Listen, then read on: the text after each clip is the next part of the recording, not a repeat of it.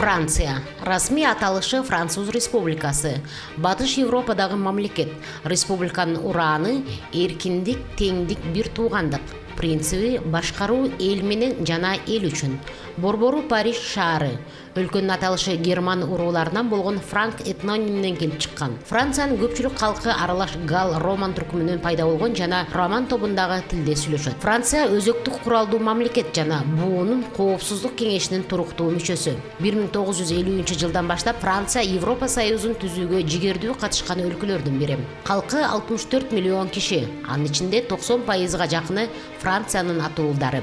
Динге ишенгендери католиктер 76%дан ашуун. Мыйзам чыгаруу органы кош палаталуу парламент, сенат жана улуттук жыйын. Административдик аймактык бөлүнүш 27 регион, 22 метрополия, 5 деңиздик регион, 101 департамент, 96 метрополияда 5 деңиздик департамент. Жеринин аянты 547 030 чарчы чакырым.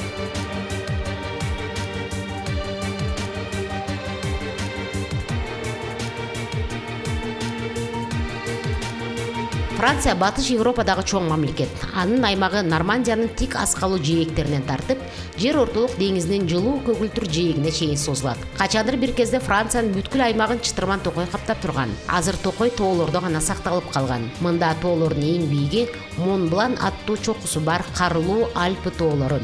Акчабирдеги 2002 жылга чейин франк, учурда евро.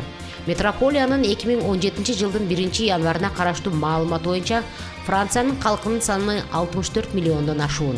Франциянын жумушчу табы адамзат тарыхында биринчи жолу 1871 жылы жумушчу табынын өкмөтүн Париж коммунасын түзүшкөн. Бүткүл эмгекчилердин гимни Интернационал француз жеринде жаралган. Экинчи дүйнөлүк согушта Германия Францияга кол салган. Реакциячыл француз өкмөтү баскынчыларга багынып берет. Ал эми француз эли патриот уул кыздарынын жетекчилиги менен немецтик фашисттерге каршы күрөшкө көтөрүлөт. Кенен түзүктөр аркылуу суулары мол Сена, Рона, Гаронна жана башка дарыялар агат. Аларда кемелер тынымсыз каршы терши жүрүп турат.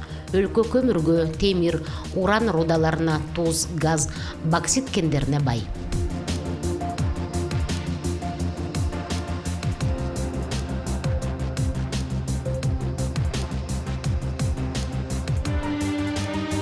Франция өнүккөн өлкө.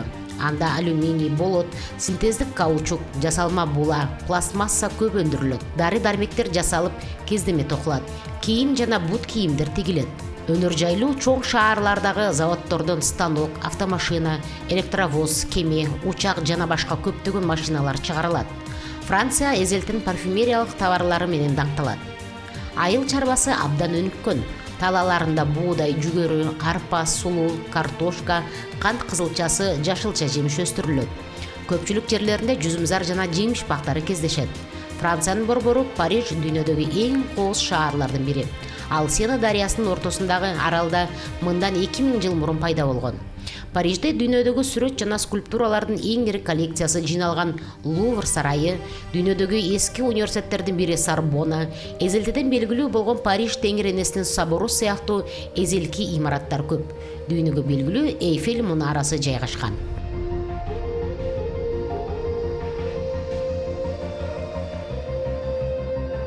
Франция дүйнөлүк тарыхка көптөгөн даңктуу ысымдарды берди. Жанна Дарк, Марат жана Робеспьер, Лаваузбе жана Кюри, Делакруа жана Домье, Бизе жана Ревель, Гюго жана Бальзак, Мапассан жана Бомарше сыяктуу көрүнүктүү адамдар, тарыхый ишмерлер, окумуштуулар, жазуучулар, сүрөтчүлөр, композиторлор Франциядан чыккан.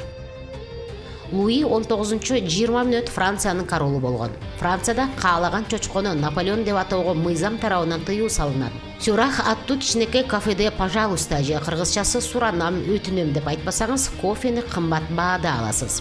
Автоунаалардын номерлери дал ушул Францияда биринчилерден болуп киргизилген.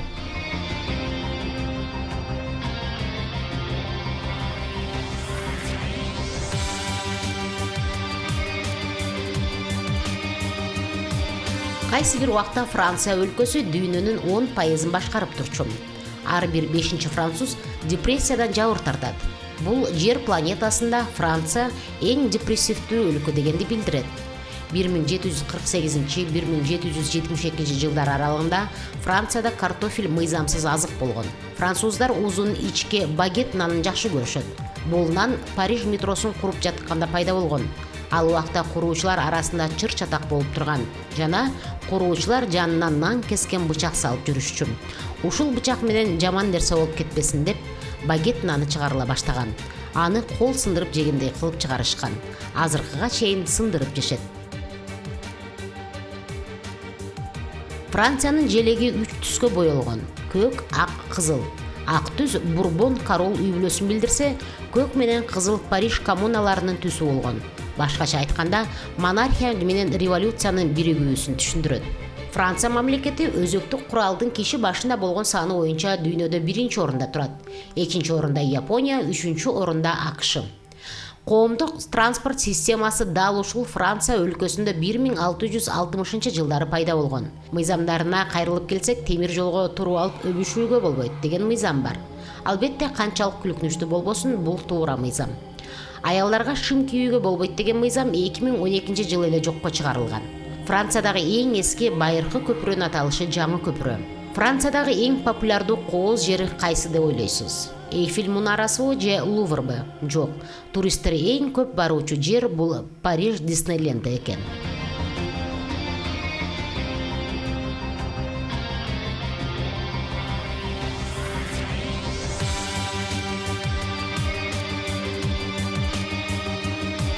Көп адамдар ойлошот, круассандар француздардыкы деп. Ачыгындыгында ал Австриядан келген оокат. Египетте 4500 жыл мурда эле пайда болгон. Андан соң ал байыркы Грецияга жана римлиндер менен кошо Францияга келген. Никотин деген сөз француз элчиси Жан Нико ысмынан 1559 жылы Португалиядан тамекини алып келгенде эле пайда болгон. Францияда 40 000ден ашык сепилдер жана сарайлар бар. Ал эми Лувр дүйнөдөгү эң чоң хан сарай. Эйфель мунарасы. Албетте муну баарыбыз эле билсек керек. Бийиктиги 324 метр, салмагы 10 000 тонна.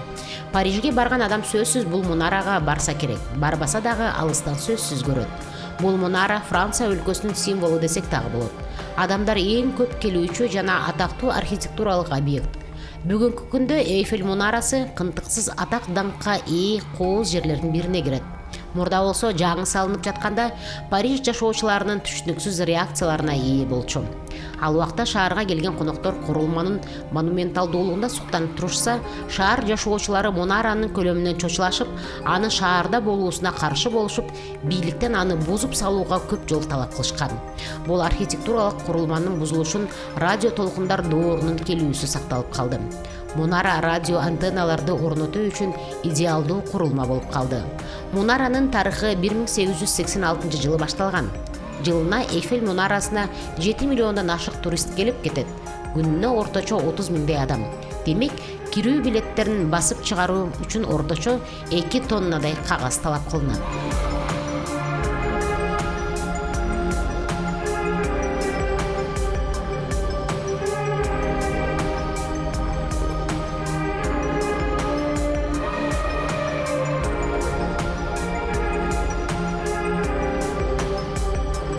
Лувр деген эмне?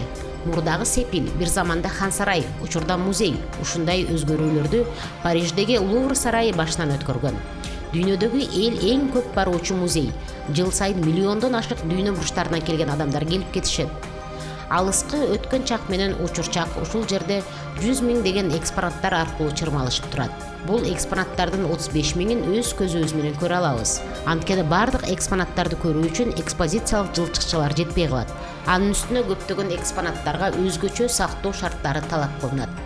Бул белгилүү кооз имараттын тарыхы 12-кылымдан келет. Ал кезде король Филипп Август коргоочу сепил салууну буйрук кылат. Кылымдан кылымга бул имарат такка жаңы монархтардын келүүсү менен көптөгөн өзгөрүүлөргө дуушар болуп турган. Мисалы, 16-кылымда Франциск I королу Луврды өзүнүн резиденциясы кылууну чечип, сепил куруп, аны кайра жаралуу доорундагыдай кылып көркөмдөшкөн.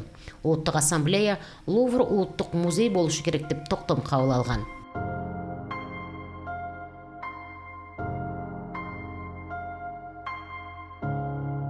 Версаль сарайы түзүүчүсү Людовик 14. Эгер Францияга барып калсаңар ойлонбостон Версаль парк сарай комплексине баш байгууну сунуштайбыз. Бул жер кайсы бир убакта француз королдорунун резиденциясы катары колдонулуп, бүгүнкү күндө Франциянын эң бир белгилүү кооз жерлеринин бири. Дүйнө архитектурасынын тарыхында шедевр. Версаль сарайынын баракчасынын планировкасы дагы Франциянын башка искусствосундагы жогорку жетишкендиктеринин бири. Окмуштуудай бакчалардын жана аллеялардын композициялары, өсүмдүктөргө толгон сыпайы оранжереялар, ал эми фонтандары көздүн жоосун алат. Имарат өзү болсо француз королдорунун үйү аталып, негизги курулма. Ичине кирүү үчүн алтынга жалатылган хан дарбазадан өтүү керек. Биринчи кабаты король букаралыктарына арналып, экинчи кабатында король үй бүлөсү жайгашкан. Такты бөлмөдө балдар, спектакльдер өткөрүлүп, ал эми күзгүлүү галерея, шаан шөкөттүү жана салтанаттуу король сарайынын иш-чаралары өтүп турган. Сарайдан башка бакчасында көптөгөн көрүнүктүү жерлерди көрүүгө болот. Сарайдын маңдайында курал аянты жайгашып, андан 2 аткана менен бөлүнүп турган 3 аллея чыгат. Атканада 2500 жылкы орун ала алат. Тосмо аркасында биринчи сарай жайгашып, анда Людовик 14-нүн эстелиги орун алган. Андан кийин экинчи сарай жайгашып, андан королдук кареталар чыгып кетүүгө ыңгайлашкан. Ал эми 3-чү сарайдан бакчага жол кетет. Версаль бакчасы өзүнө көңүл бурууга ээ. Мунун аянты орточо 100 гектардай аймакты ээлейт. Көптөгөн көлмөлөр, бассейндер, үңкүрлөр, фонтандар, түрдүү скульптуралар, укмуштуудар композицияны түзүшөт.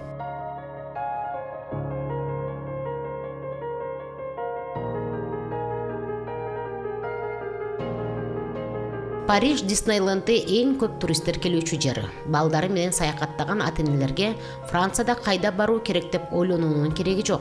Анткени бул гигант көңүл ачуу комплекси өзүнө бакчаларды, отелдерди, жомок өлкөлөрүн, тиричилик аймактары дегеле бүт нерсени камтыйт десек болот. Жалпы аянты 1943 гектарды түзүп, жыл сайын бул аймакта 12 миллион эс алуучу көңүл ачып эс алышат. Диснейленд өзүнүн 2 тематикалык бакчаны камтыйт. Классикалык ачылгандан бери иштейт. Жана атактуу мультфильмдердин тарыхына жана алардын жаралуу процессине арналган парк. 49 аттракционду камтыган парк 5 жомок өлкөсүнө бөлүнгөн. Мейн-стрит комплекстин башкы көчөсү. 20-кылымдагы Америка көчөлөрүнүн стилинде көркөмдөлгөн. Фронтайрленд атактуу вестерн кинофильмдеринде жапайы батыш деминдеги тематикалык парк.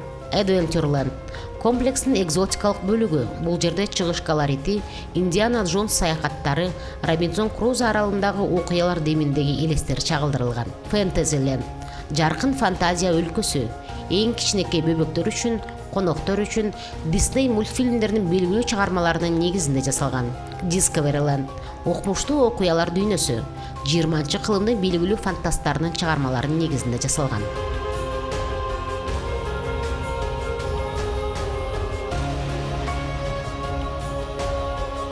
Париж Франциянын борбору. Сена дарыясынын боюнда, Франциянын борбордук бөлүгүнүн түндүгүндө жайгашкан. Европадагы эң байыркы жана дүйнөдөгү эң кооз шаарлардын бири. Шаар айланасы Версаль, Сен-Дени, Иври, Аржанты, Дранси жана башка менен биригип, чоң Париж шаар агломерациясын түзөт.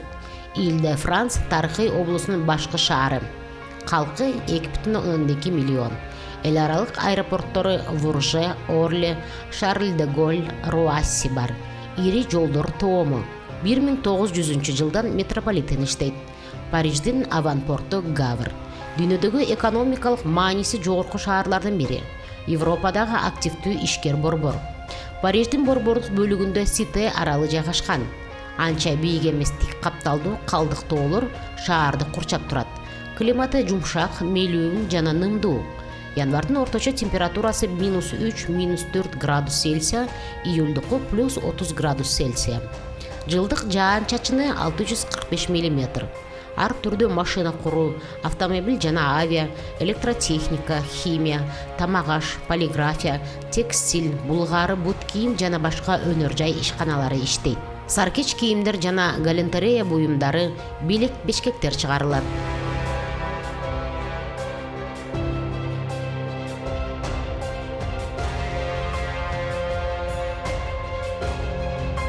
ЮНЕСКОнун көптөгөн эл аралык уюмдардын штаб-квартиралары жайгашкан.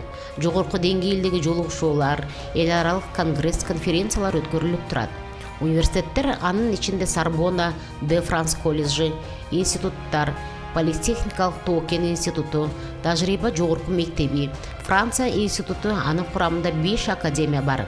Улуттук китепкана, анда сейрек кездешүүчү китептер, раритет кол жазмалар сакталган.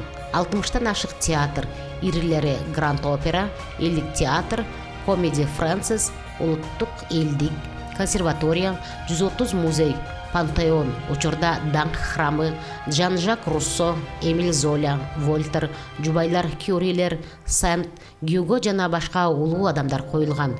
Байыптар үйү, азыр музей, мында Наполеондун сөөгү ташылган катафалк менен саркофаг сакталып келүүдө. Эйфель мунарасы жана 1800дөн ашуун тарыхый жерлер бар. Помпиду атындагы искусство жана маданият улуттук борбору иштейт. 11-19 кылымдардын көптөгөн архитектуралык ансамбльдер менен курулуштары, аянттар, Бастилия, Ынтымак жана башка, Чоң бульвар, Кудай эне собору, Сен-Шапель жана башка чиркөөлөрү, Поле Рояль ак сарайы, Сакре-Кер базиликасы, Монмартр дөңсөөсү, түштүктө тур Монпарнас мунарасы, Ратуша, Пер-Лашез көрүстөрү сакталган.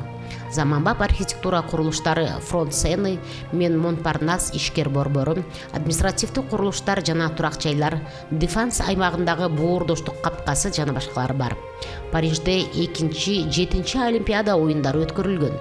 Туризм жогорку деңгээлдеги заманбап тейлөөсү менен өнүккөн. 2011 жылы 28 миллиондон ашуун турист келген. Сена дарыясынын жээги 1991 жылы бүткүл дүйнөлүк мурастын тизмесине киргизилген.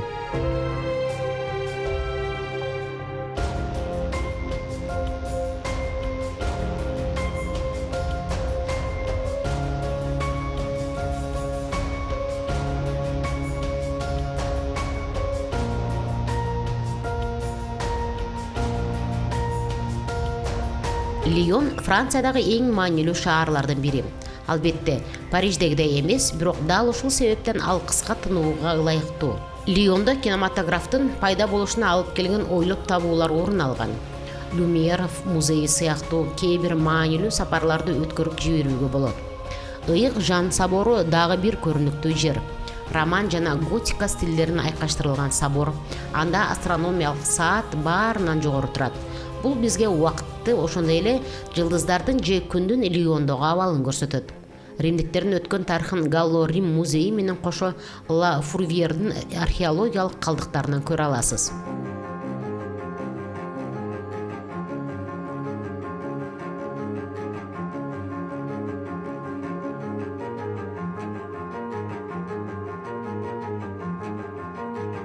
Биз кайрадан Францияга дем алыш күндөрү тынч барууга боло турган шаарга баратабыз. Кеп Аквитандык аймактын борбору Бардо жөнүндө болуп жатат. The Palace de la Marquerie бул шаардын эң эмблемалуу жери жана ал аянтта жасалма жол менен жасалган суу күзгүсүндө чагылдырылган көркөм имараттарды көрө алабыз. Бул аянтты тартылган кооз сүрөттөр менен бүткүл дүйнөгө тааныткан абдан оригиналдуу көрүнүш. Бирок Бардо Гоя жашаган үйдөн Пей Берланд мунарасына чейин андан шаарды толугу менен панорамалык түрдө көрө алганыңыздан дагы көп нерселер бар.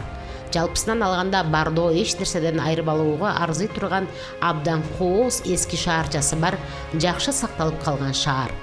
Францияга сапар тартаардан мурда эң кызыктуу шаарлардын баардыгын изилдеп чыгышыңыз керек. Анткени алардын саны абдан көп. Өлкөнүн батышындагы шаарлар саякатчылар үчүн абдан кызыктуу болуп калышат. Ал жакта ар кайсы өлкөлөрдүн туристтери жыл сайын чоң рахат менен кетишет. Нант Франциядагы экинчи чоң дарыя порту. Шаардын кооз жерлеринин арасында Бретон герцогторунун сепили өзгөчө популярдуулукка ээ. Көп кылымдар мурун сепили Британия герцогторунун отурукташкан жери болгон. Бүгүнкү күндө сепилдин айланасы Франциядагы эң мыкты тарыхый музей деп эсептелет. Ошондой эле колдонмо өнөр музейи бар. Анда орто кылымдагы британиялыктардын кийимдери, эмеректери жана соот жарактары менен таанышууга болот. Нант жазуучу Жюль Верндин туулуп, балалыгы ошол жерде өткөндүгү менен да белгилүү. Шаарда музей бар. Анда ар кандай документтер жана жазуучунун биринчи басылмалары коюлган.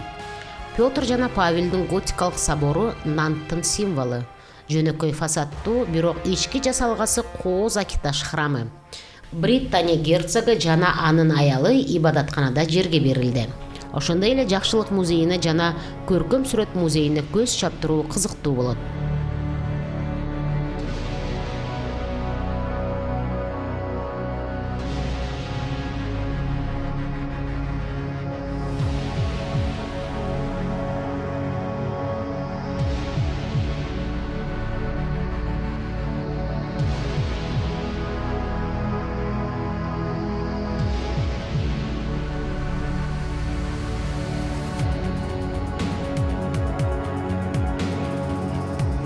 14-кылымда тургузулган коргоонун мунаралары сакталып калган эски порт шаардын эң кызыктуу жери. Андан алыс эмес жерде эски дарбазалар бар. Алардын ичинен эң сонун купол жана арка гана сакталып калган. Дарбазадан өткөндөн кийин өзүңүздү шаардагы эң чоң соода көчөсүндө көрөсүз. Бул жерден 17-18 кылымдагы, орто кылымдагы сакталып калган үйлөрдү жана эски сарайларды көрө аласыз. Соборго жана Генрих экинчинин үйүнө баруу кызыктуу болот.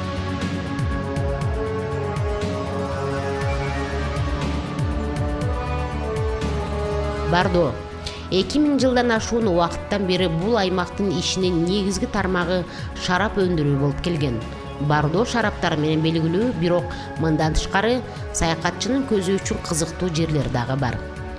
ЮНЕСКОнун бүткүл дүйнөлүк мурастар тизмесине кирген башкы периште Майкл жана Санкт Серинин базиликасы Бардо шаарында көп катталат. Алмашуу аянтында Бажы музейине көз чаптырсаңыз болот. Бардо шаарындагы эң чоң соборго биринчи чакырылган ыйык Андрей соборуна баруу кызыктуу. Роган сарайы, Кайо дарбазасы, Бургундия дарбазасы, Бардо паркы, коомдук парк жана жеңиш аянты 17-кылымдын салтанаттуу аркасы жана кызгылт мрамор мамычасы менен бааланат.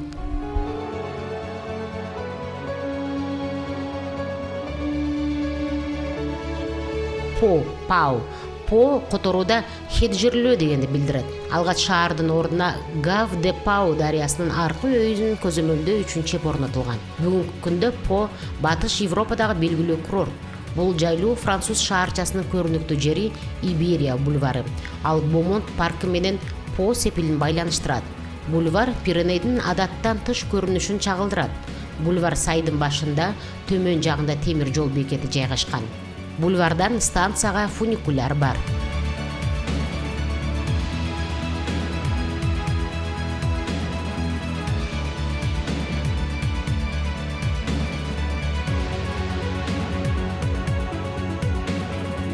Францияга сапар тартаардан мурун эң кызыктуу шаарлардын бардыгын изилдеп чыгышыңыз керек. Анткени алардын саны абдан көп. Өлкөнүн батышындагы шаарлар саякатчылар үчүн абдан кызыктуу болуп калышат. Ал жакта ар кайсы өлкөлөрдүн туристтери жыл сайын чоң рахат менен кетишет.